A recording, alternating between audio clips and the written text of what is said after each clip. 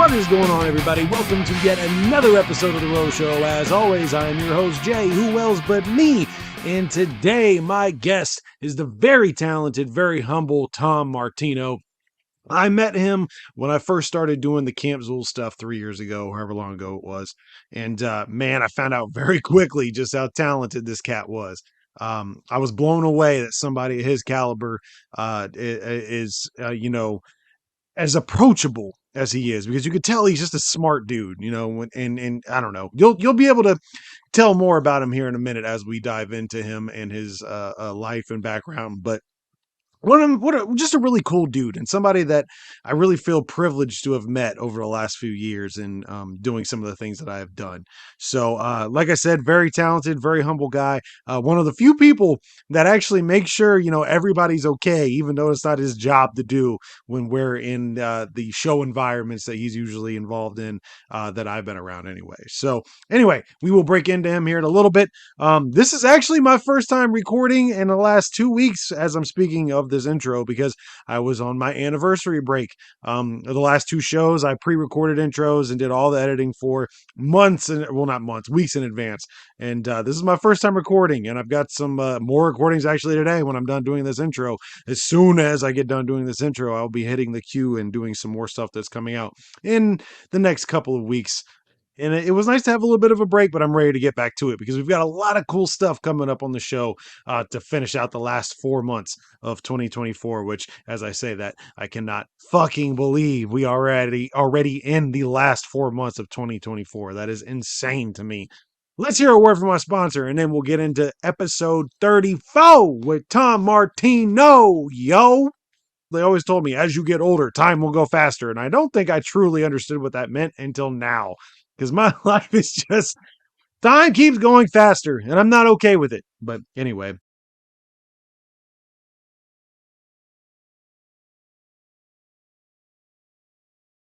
All right, everybody, it's time to stop and let you know about today's sponsor of the show, Crazy Martin's in Piqua, Ohio, one of my favorite places in the entire world to go to. Crazy Martin's has provided their customers with quality products for over 20 years, from ashtrays to water pipes and everything in between. Stop in, check out their selection, and of course, check out their pinball machines. With over 20 pins to choose from, there is something for everyone. Crazy since 1996. I don't just say this about every place. I love going to Crazy Martin's. I've always loved going to Crazy Martin's ever since I was of age to go to Crazy Martin's. It's one of my favorite places in the entire world. Me and my wife go there almost every Sunday to play pinball machines. It is one of the funnest spots in Ohio you could possibly find. It is in Piqua, Ohio. Check out their website at www.crazymartins.com.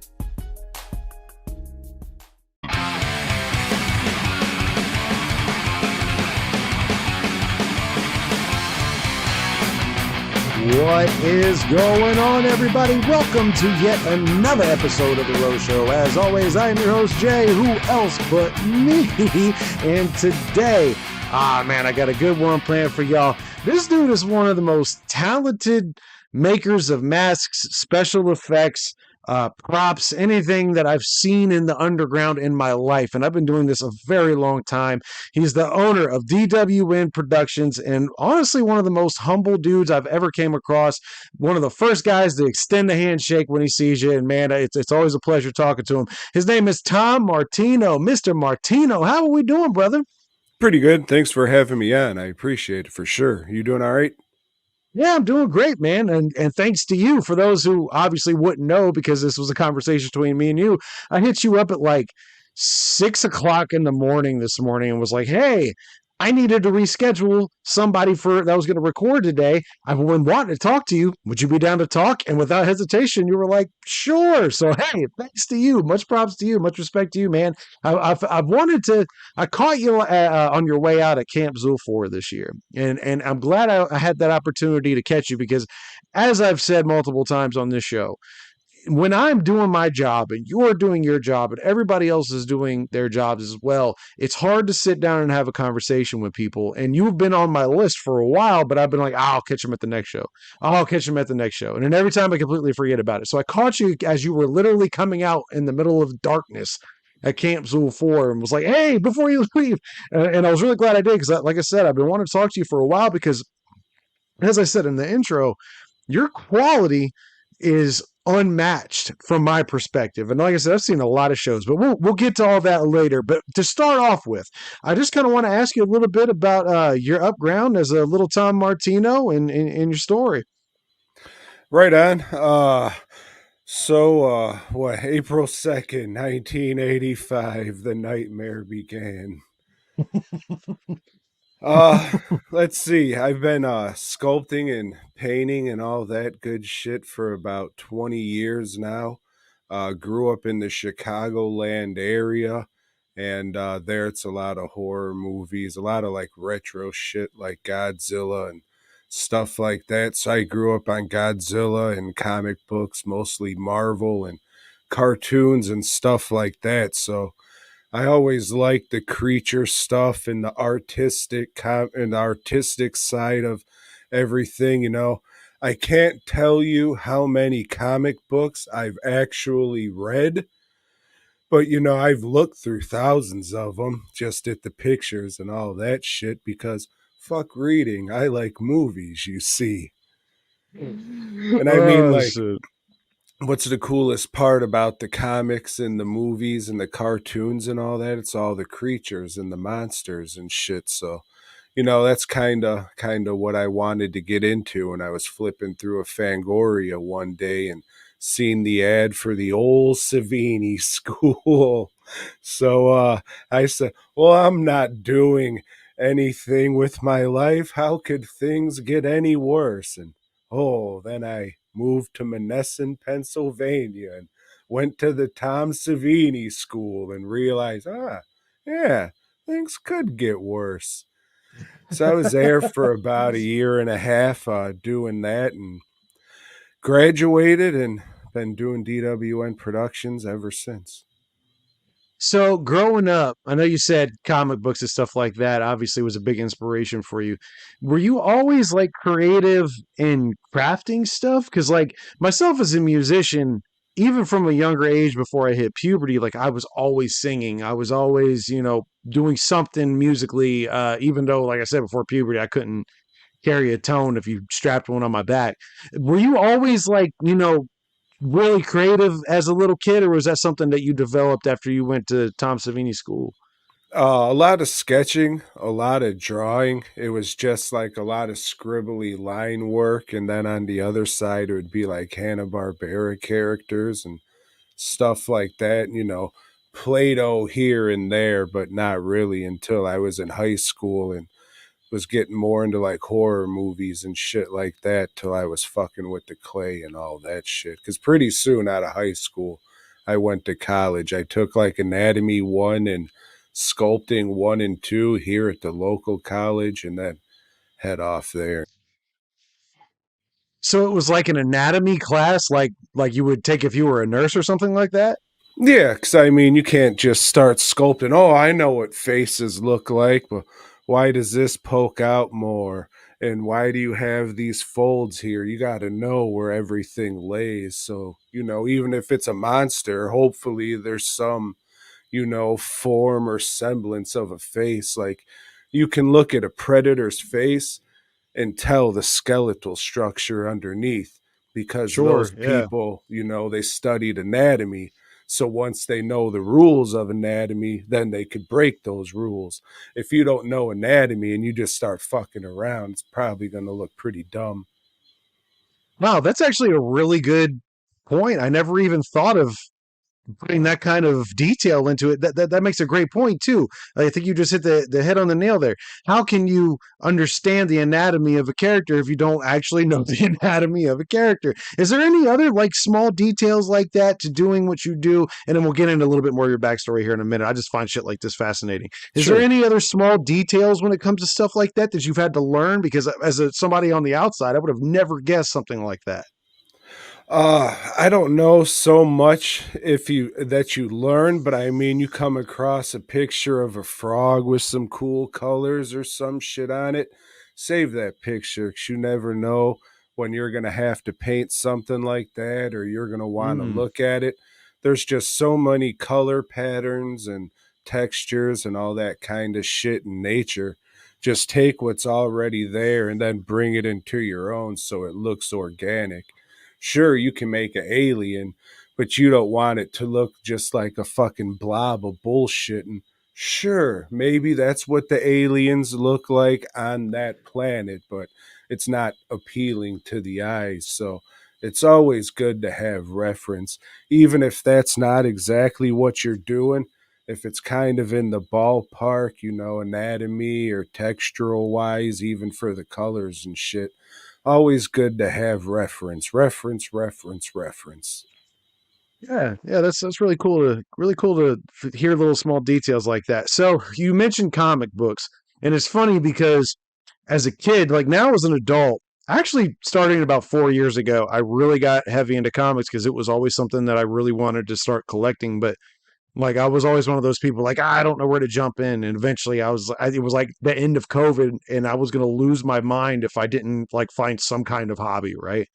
So I started collecting comics, but as a little kid, I did exactly what you did. I got X-Men 300. Now, if you're a collector of comic books, especially X-Men, that's the one with the silver shiny cover on it. And I still have the exact same copy I bought back when I was like 7 or 8, whenever it came out. I wouldn't read the story. Like I would just go through it and look at the pictures, exactly what you said, and stuff. It's so cool to hear somebody else was doing that. Was there anything else that you just kind of like glanced at, or was comics really, because again, when it comes to your art form and what you do, it is over the top, and it's hard to really fathom, other than horror movies, it's hard to really fathom what else could possibly inspire that except for books. Was there anything else that really inspires you, or was that the main focus? Comic books and a lot of cartoons. I mean, like Rocco's Modern Life was my shit growing up, Yeah, and that's like when they do their wacky shit. It wasn't like Ren and Stimpy super gross, but it was still like right, exaggerated. adult enough, right, right, Yeah. right. Mm, So it was shit like that. I mean, I was big on Hey Arnold too, but that's more like a slice of life shit, not really these creatures and characters and shit like right. that. But I mean, pretty much the stuff a fucking 90s kid would be into, you know what I'm saying? Killer Clowns, Ernest, the Chiodo Brothers stuff, that was friendly, and then Leprechaun, Gabe Bartalis' stuff, and, just the shit around the time. Big movie influences when I first started, like I've seen From Dusk Till Dawn at a young age, probably way younger than I should have whenever that first hit video. So that always stuck to me. And you can kind of see how those creatures in there are a little off looking. They're not 100% realistic. They got some cartoony characteristics to it. So I'm sure that rubbed off on me too. Was Dust Till Dawn your first experience with Savini? Oh, yeah, probably. Yeah. I would say that's the first time I seen him because, like, the first horror movies I remember watching was the original Exorcist, Texas Chainsaw, and then A Nightmare on Elm Street. I think it's five, Dream Child with the baby and shit. And that was all at one night at my buddy's house. Shout out to Eddie for that. But Jeez. yeah, they had all kinds of shit. I remember watching Chainsaw over there, Killer Clowns, Tremors, even though those last two are pretty much kids' movies, but still. And take Chainsaw is pretty fucking tame too, until you got old what's his nuts, the cook hitting that broad with the broomstick and giggling. Right, right. Yeah. So when you went to Tom Savini's school, did he teach himself, or was it just like his school and he had other people doing the teaching for him? Did you ever watch The Simpsons? Yeah. You see that Camp Krusty episode? It's not ringing a bell, so go ahead and give us some context for those who might not know. So it's like Bart and Millhouse and the crew, whatever. They go to Camp Krusty because it's like, oh, it's a Krusty themed camp and all that.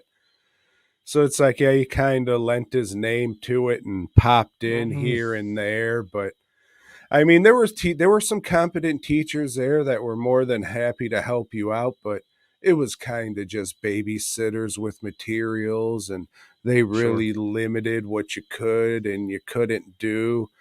Like with YouTube now and the online Stan Winston school, there's no need to go to some silly shit like that. But how many kids are reading magazines and finding these ads too? So, I Sure. mean, Sure. times changed. I don't like regret going there, but that was a lot of money for, if I would have taken that money and just learned on my own.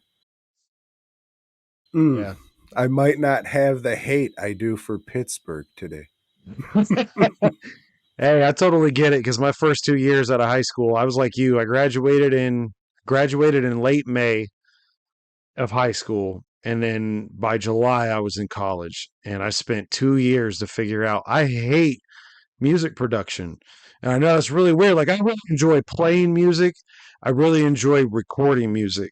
But to sit behind a soundboard, I would rather take a fucking hammer and poke myself in the eye with the back end of it repeatedly than sit behind that console. And I did that shit for 2 years just trying to get a degree. So I totally understand. And I don't use a single thing from back then to do this. Like not even you would think maybe a little bit of podcasting. No, I didn't learn any of what I learned later on in life. I did it all by myself, so I totally get it. So how did you end up getting to the point where you were like, okay, I need to learn more, and you pulled off what you needed to know? Because again, your craftsmanship is second to none, in my opinion. How did you get from that school to where you're at now? Well, I appreciate that for sure. It's Yeah. always nice to hear shit like that, so thank you. But there wasn't a mask making class when I was there. There wasn't a painting class. There wasn't a class to teach you how to paint at this special effects school. But you had to get an internship, and what they had was kind of bullshit. So I just looked stuff up, and I was just like, hey, there's a mask factory about fucking 40 minutes down the road. How about I ask and see if I can work there? So I hit up Spectre Studios, and they said, yeah, come on in and work for free. Of course. Why would we say no to that? Sure.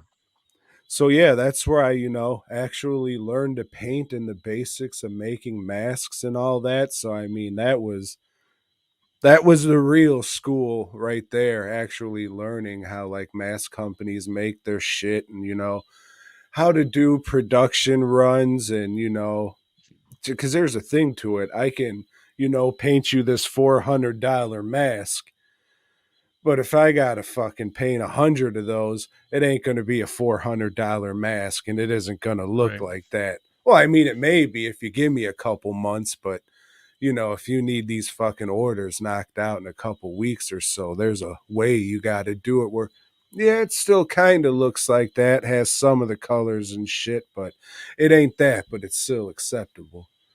It's Yeah. just Yeah. Sure. production run masks are different than just a singular mask an artist is making. Yeah. Yeah.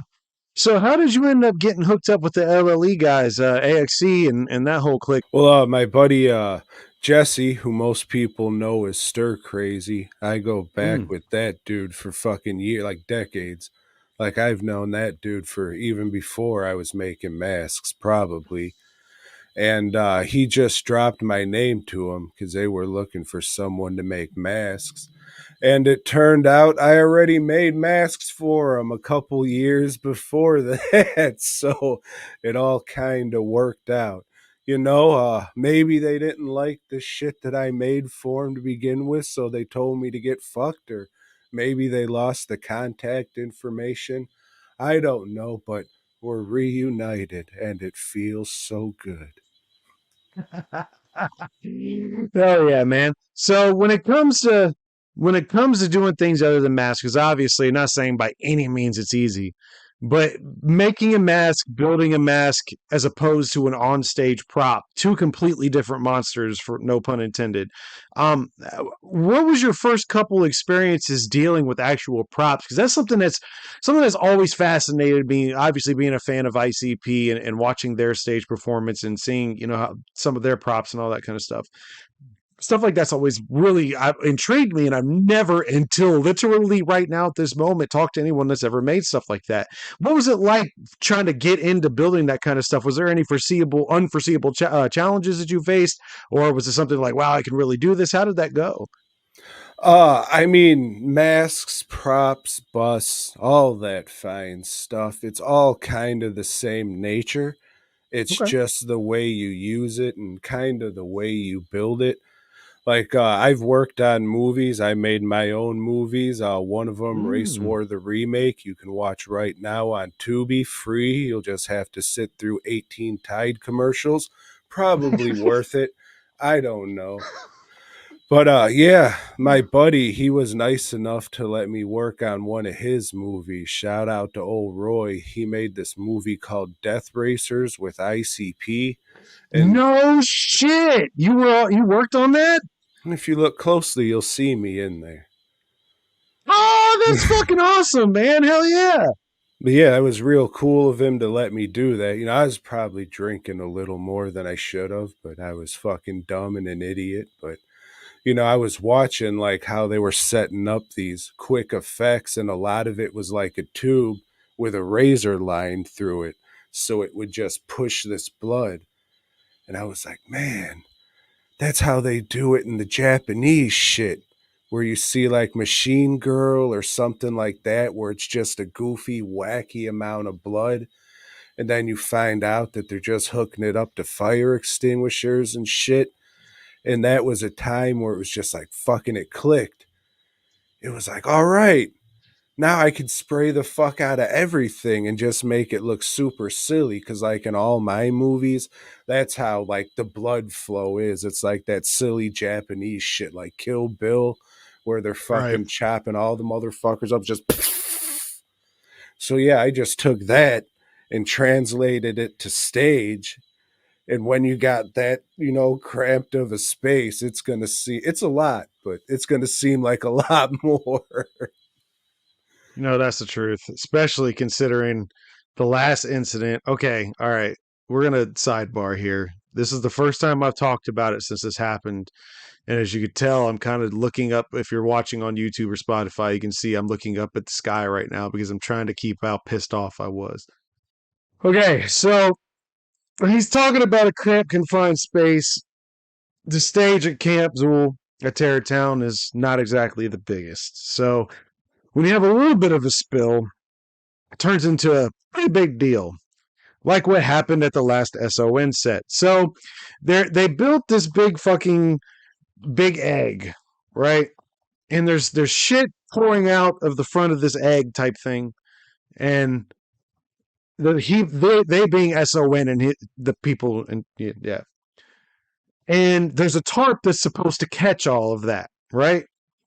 Now SON sets all this shit up, knows that he has to perform on this tarp then, because we got to pull the tarp off. Boom, Long Live Evil sets directly after that. We cannot have this small ass stage get messed up in the slightest. So he knows he's got to put this tarp down. Somewhere in the first 20 minutes of his performance, somebody removes the tarp because SON and his hype man keep slipping, which creates a gelatin like surface on the stage. Bro, me and the stagehand Jano were literally grabbing people off the stage. But when I say we were grabbing them, we were like, don't move your feet, don't move your feet. We were literally grabbing it was like they were on ice skates and pulling them in. They were literally gliding to us because this gelatin like substance had covered the entire stage. Again, we have to immediately go into 6 dudes on one stage after that, and we have no idea how we're going to clean this up. Like I got the Terrortown people out there with squeegees. We tried this dissolvable powder, sprinkle it on the stage because it's supposed to like dissolve the gelatin. It made it like even more like it was like we did nothing. We did nothing. We made it worse probably by sprinkling this shit on it, bro. if it wasn't for them having this gigantic like padding, we would have never been able to put this on. So when we say this is a confined space at Terror Town, when he does this kind of shit, we mean confined. 6 people is a lot being on this stage. So yeah, there's a lot that goes into it. Funny, you said something about the fire extinguishers that you kind of unlocked something that I was curious about. I do remember now it was Camp Zool 2 where I was really paying attention to shit. And the first time I walked past some of the props, I looked down and there was 2 fire extinguishers and I'm like, what the fuck are they about to do to the stage? Like I had no idea that's what those fire extinguishers were for. I even saw them a couple weeks ago at Camp 4 and I was still kind of like, what is with these fucking fire extinguishers? So that's pretty crazy to know that that's all that really comes out. Was there anything that you've tried to build that was just like almost impossible, too impossible, no matter how hard you tried, you just couldn't achieve what you were aiming to get? Yeah, recently I tried a couple times sculpting Herbert West, Jeffrey Combs from Reanimator, and Oh, dude, it's yes. just like with the undercuts, because you see these glasses, I could stick my finger through there, but you Yeah, can't mold that. All that has to be filled in with clay, you know what I'm saying? Otherwise, you can't mold it, and it's just right. all fucked. So just trying to get these glasses to look right sculpted on the head, it just, I could never get it to do it. I'm gonna go back to it and try it again, but yeah, sometimes it's shit like that just because of undercuts. Like I was doing that fucking idiot with the CDs stuck in his head from Hellraiser 3, and it just has all those undercuts and shit to where you just can't do it and it looks silly. And you don't want glasses sticking that far off Yeah, your head. And so yeah, it's stuff like that. And replicas, those aren't really my thing. Like, hey, can you make this exact sculpture of my grandfather? I'm just like, no, but I could probably do a pretty wild caricature of him. That's like right. the Yeah, main thing. People say, can you make me this? Can you make me this? It'll be like, I can, but it'll be in my style. I always say, look at my style, look at my art. And if you want something that looks like that, then sure. But people just, hit you up thinking that you can do anything just because they like this one thing that you do. But you're not going to ask Todd McFarlane to draw you a Humberto Ramos piece. You know what I'm saying? right. So Yeah, it yeah. is what it Uh, is. I tell people that a lot. They say, hey, can you make me this? And it's something some other guy made. It's like, no, go ask them. yeah. I'm really glad you said the name Jeffrey Combs because I've never been able to talk about him on this show. But as a huge Star Trek fan, and me, huge, Jeffrey Combs is one of the most, if you talk about sci fi and all that kind of stuff, he is one of the most underrated character actors ever. He was Wayun in Deep Space Nine. I mean, I could sit here and for an hour and talk about all the characters he played in all the different Star Trek series. He was in Enterprise at one point, name it, and the makeup that he's had to endure throughout his career, like you never see Jeffrey Combs like as a person. You said Reanimator, obviously you get to see him without the get up for a bit, but the anything in Star Trek, like he is makeuped out. This dude is, like I said, oh god, I'm such a huge fan of him. Have you done any work on like any sci-fi type stuff like that, or has it been strictly like more horror? There was a kids sci-fi movie I worked on. I don't remember what it was called. Not a whole hell of a lot of movies I worked on because I learned early on it's really not for me. There's a lot Okay, of, sitting around and just waiting, doing nothing.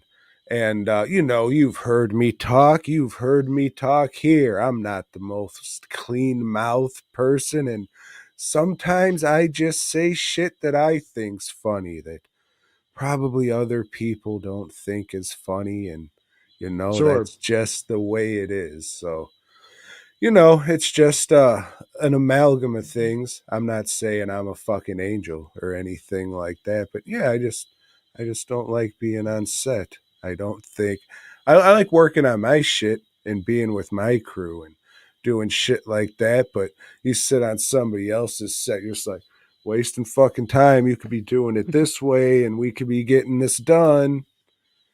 But no, but then there's times I fuck up too, and they're waiting on me. Like I said, I'm not fucking perfect. Everything's a two-way street, and everybody's different, and all that shit. I just like staying in the shop and making it and sending it off. Like there's people who will hit me up like, "Hey, can you make a mask for my movie?" I'll say, "Yes, that is the perfect fucking thing. I don't even have to see this movie. I can just send the mask out and because again, not talking shit, but a lot of these movies, like you're spending all this time and effort on, probably not that good, not something you'd watch. Right. And I totally get that from an artistic standpoint because it gets to a point. I remember 10 years ago, before that, I was doing like local dive bars and stuff. And I had a dream. And I always told myself, if I ever get to this point, I'm going to watch every single set and I'm never going to forget a single bar or a single club or a single venue I ever played. And then 10 years after doing it for like a regular basis, I'm like, oh God, I don't even want to watch another person even hold a microphone, let alone, sit through another set. And it's not because these people suck. It just becomes a point where it's like everything else. It becomes mundane. So that makes perfect sense. It's just hard for people that, obviously aren't or haven't been in entertainment to understand. Eventually everybody gets tired of that shit. So it And doesn't that matter who you sucks are. because that's what you Yeah. got in it for. You were all Right. excited to fucking do this shit. And then you look and see Oz back there and you're like, fuck, it's all ruined now.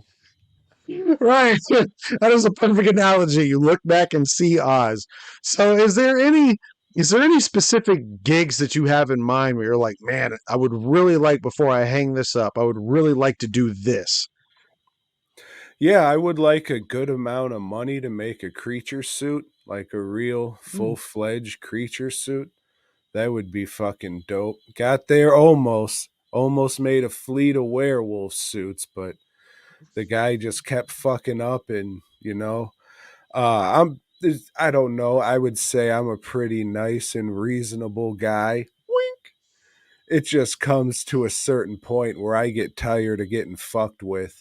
And I'm just like, yeah. man, I've been cool. Fuck this. This is fucked and I'm done. Just after a certain time of eating shit or just taking somebody's shit at the hopes that it's going to lead to something you want. It's just like, all right, no, this is fucking dumb. I'm just wasting my time and fuck this. It ain't worth it. You run into that a lot then? A lot of people that dick you around? Sometimes I try not to as much. Like having done this for so long, I kind of get an idea of the kind of person you're dealing with after a couple emails. But Sure. Yeah. yeah, sometimes it slips by. The worst is people who order something. You tell them I'm just one dude. There's a few people ahead of you. I gotta make it. And then they hit you up 3 days later. Hey, just seeing if that shipped yet. You fuck. Not worked on it, but shipped, as in Yeah. done and completed. Mm-hmm. Yeah. But no, I mean, I bitch and moan a lot because I work a lot and it is fucking hard work and I work a lot, but I don't know what else I'd rather do and I'm happy that I'm doing this. Like this Yeah. past weekend all the Zooligans coming up to me, "Oh man, thanks for everything you do." I say, "Fuck that, man. Thank you. Because of you, I'm still able to do this shit." You know what I'm saying? I'm Yeah. glad this shit makes you happy and you think this mask is dope. But I promise you, the fact that I'm doing this shit and you guys are doing it, I think that shit's way cooler than you think the actual mask is. So thank all you guys for sure. I mean, for real. I know you always see Yeah. me online saying, "Hey, thanks. I appreciate it." But what the fuck else can I say? That's real shit. Thank you. And I Yeah. appreciate it. So one of the other questions I always like to ask people because it usually throws them off, and this is normally where I have to do a little bit of editing, so if I have to pause on this one, it's fine. But what is something about you that somebody would hear and they would go, "Whoa, whoa, whoa! He's into that." Is there something dorky? Is there something not so dorky? What is something that you were into that would shock the people who follow you? I mean, most people know that I like fucking Paddington. So I don't know if that's like some crazy, shocking shit. If you look like right there on the Killer Instinct cabinet, you can kind of see a Paddington doll there. So I know that's not everybody's thing, but that's a fucking charming ass bear. I watched the stop motion shit when I was a kid, watched the movie as a joke. And I was like, God damn, this is a fucking masterpiece. And this bear makes me want to be a better person. So I was like, oh shit. You know, I could still be a fucking hot tempered wop and shit. Don't get it wrong. I can be a asshole sometimes for sure. I try and be as cool as I can, but then I always think of Paddington giving me that hard stare. So I say, all right, Tom, slow your fucking roll. Apologize for whatever you need to. But yeah, I guess Paddington. The thing that may shock people is I don't listen to a whole hell of a lot of music. Like I just started listening to stuff from the community recently, so I was always just like, I can watch music and hear fucking grown men bitch about other grown men in makeup, or I can just avoid all that and watch a movie. So yeah, I'm just gonna go watch a movie. So I think Yeah. that was why I avoided music for so long. But yeah, I've been listening to a lot of Super Famous lately, and that shit is fucking pretty terrific, especially when you're a miserable, depressed fuck like myself. Fair enough, brother. Fair enough. So, uh, you said you were heavy into Godzilla as a kid, yes? Okay. Have you seen all every single movie? Yeah. Okay, you have. Okay. So, normally at the end I do top 3, but instead of asking you your top 3 Godzilla movies, there's a pinball machine that came out recently through Stern. It was a Godzilla pinball machine, and you could battle in this pinball machine. And by the way, if you haven't played pinball, or if there's people out there watching this who haven't played pinball, in the opening of this show, my sponsor, Crazy Martins, is one of the people I plug, which this pinball machine is at. These pinball machines are not pinball machines anymore. They're fucking real life video games. Like there's screens, they're interactive, they're amazing, right? It's not just bumpers and balls. Trust me. If you ever get a chance to play it, do yourself a favor and do it because it's fucking awesome. There's a Godzilla pinball machine there, and you can battle the monsters. And at some one point, I'm playing it recently, and I'm like, man, there is so many dope Godzilla villains that we don't give it nearly enough credit to for like how these people back when these movies were made and how what they look like and how awesome it was. Tom, what are your top 3 Godzilla villains? I mean, Ghidorah, that would have to be up there because he's iconic. It's the three-headed monster for people who don't know. Not really a villain, but you got to give it up to Mothra. Well, I guess in one or two they go Yeah, you against got to each give it a other. little bit.